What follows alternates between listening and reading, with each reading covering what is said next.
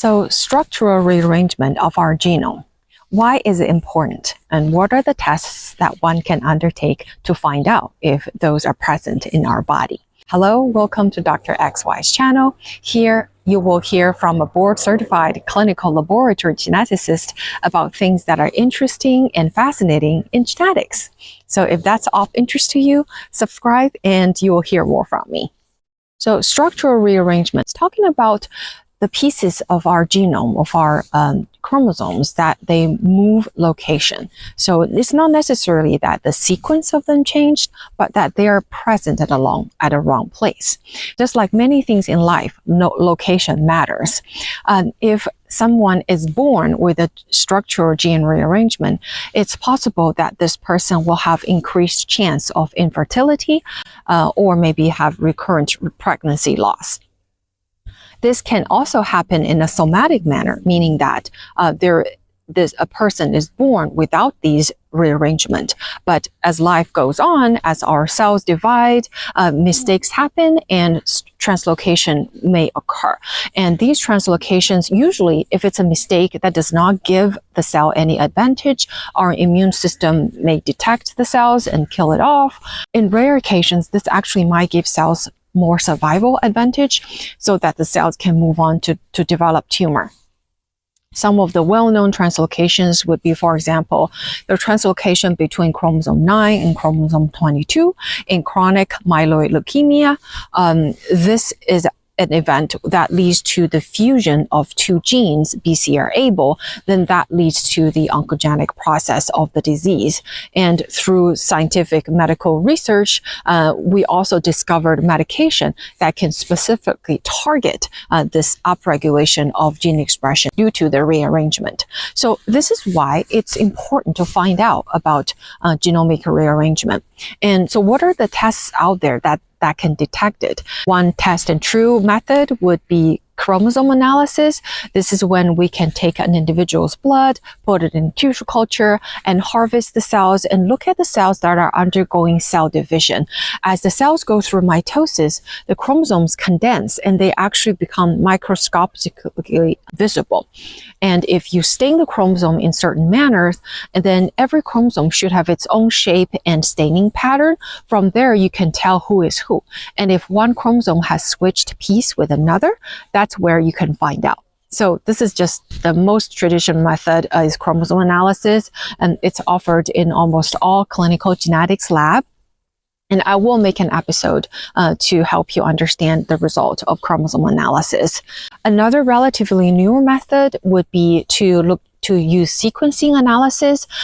Like I explained in a previous video, because the large region that are swapped between chromosomes, some of the usual method of short resequencing actually may not work. And there are new methods on the horizon. Some of them are clinically available. For example, one of them is called RNA sequencing. So this is to look at the abnormalities from another way. Instead of looking at DNA, we now look at RNA because RNA is a lot shorter. RNA does not have any intronic sequences, or the sequence that's between genes usually are not involved in translocation.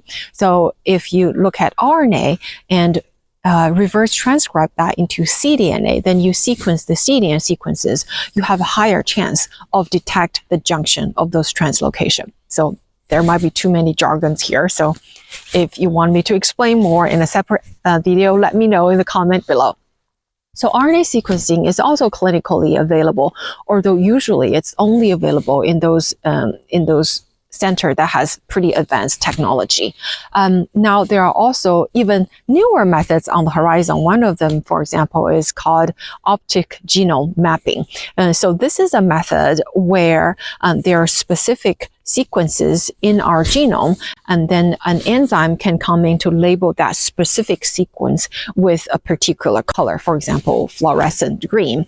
And then the technology can stain the entire DNA.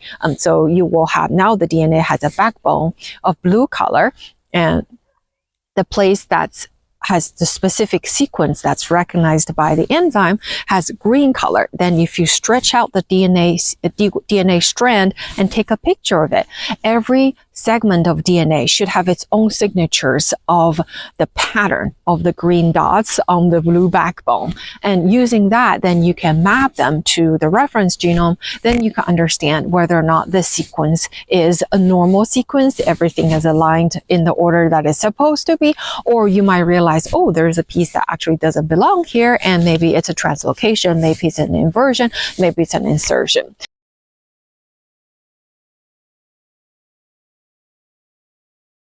This has been in the research field for years now.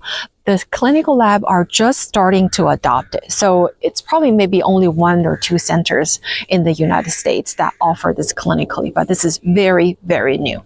So that's it for today. So we went over what are structural rearrangement, why they're important to find out, and what are the traditional testing methods out there pretty much in all the genetics lab that can detect it, which is chromosome analysis, and what are the relatively newer technologies such as RNA sequencing, and even newer on the horizon such as optic genomic mapping that people can use to detect it. So if you find it interesting, share, like, and subscribe.